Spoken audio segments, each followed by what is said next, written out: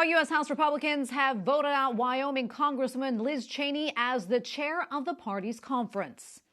Well, Liz Cheney's responsibility is to lead our conference in the House of Representatives, and so she has a particular responsibility as a result of that.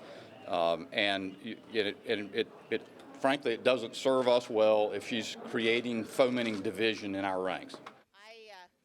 In reaction, Congresswoman Cheney pledges commitment to conservative principles, but emphatic opposition to former President Trump. Joining us now is Dennis Ross, former Republican congressman from Florida and current director of the American Center for Political Leadership at Southeastern University. Representative Ross, thank you so much for your time today. Great to have you on. First off, your thoughts on Liz Cheney's ouster as chair of the GOP conference. Are you at all surprised? And what do you think that says about the state of the Republican Party? Well, it doesn't surprise me that she was ousted. Look, when you're in a leadership role and you're trying to get people to follow you as a cohesive group, you've got to nurture that. And the fact that the minority leader and the whip were not in concert with Liz Cheney did not do well. So they have the option, and they exercised it today, to oust her, to move on. She also has the right to her opinion. There's no problem with that. The issue that we have right now, though, that we have to be concerned with as Republicans is that this needs to be put behind us now. There is an opportunity, a tremendous opportunity, to win the House back in 2022. You cannot have division. You cannot have dysfunction. And so if you're going to handle it now. Now, what's going to happen in 2022, we don't know.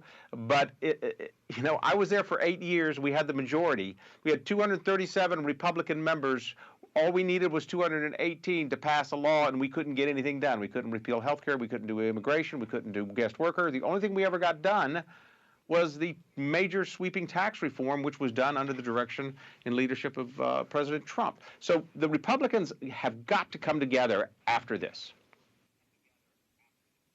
I understand after that closed-door vote that Representative Cheney spoke, and she said the nation needs a strong Republican Party. She also said that she would do everything to ensure that former President Trump doesn't get anywhere near the Oval Office again. But back in February at CPAC, President Trump actually won the 2024 presidential straw poll. Can you unpack that for us? What does that signal regarding Donald Trump's position in the GOP? Well, it's very strong. And you will see, especially in this election in 2022, in the primaries, I think you'll see Donald Trump playing and endorsing some anti-Trump Republicans against anti-Trump Republicans. And I think you'll see that right now he's carrying a strong momentum with him. And a lot of this has to do with the fact that Biden said, when I am elected president, I will bring together this country and we will be a bipartisan leadership. That has not happened.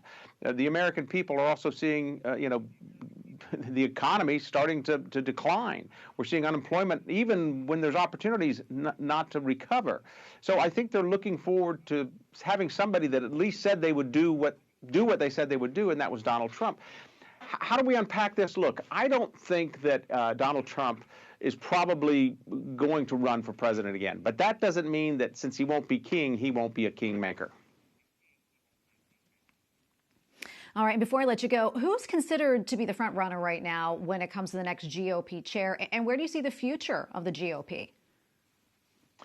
Well, with regard to the conference chair in the House, I think that Elise Stefanik is most likely going to be the odds-on favorite, mainly because she has the support of Whip Scalise and Leader McCarthy. She's also been out front, even though it's interesting, her voting record is a lot more liberal than what Liz Cheney's was.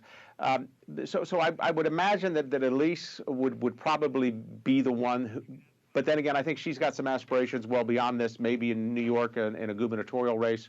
But the important thing I'm trying to press upon is the Republicans need to be cohesive. They can't be holier than thou and hold somebody back because you're not as conservative as we want you to be.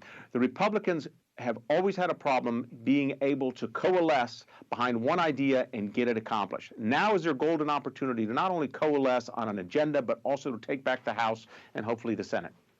Dennis Ross, former Republican congressman from Florida and director of the American Center for Political Leadership at Southeastern University. Thank you so much. Thank you.